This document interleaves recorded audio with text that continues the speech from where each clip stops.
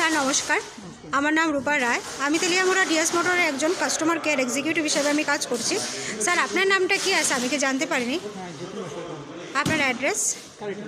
এখন বর্তমানে হিরোর কোন মডেলটা চালাইতেছেন?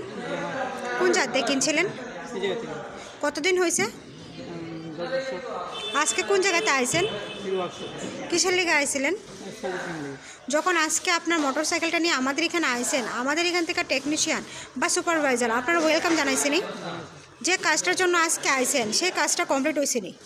যত টাকা জানাইছে এত টাকার মধ্যে হয়েছেনি? সময়ের মধ্যে কাজটা কমপ্লিট হয়েছেনি? বিলের কপিটা পাইছেননি? আজকে তো আপনি বুকিং রেখে আইছিলেন, আসার পরে আপনার একটা লাকি ড্র খেলানো হয়েছিল, ওই লাকি ড্রোর মধ্যে কী পাইছেন? আচ্ছা, আজকে আপনি আমাদের এখানে আসার পরে আপনার একটা খাবারের একটা কুপন দিতে পাইছেননি?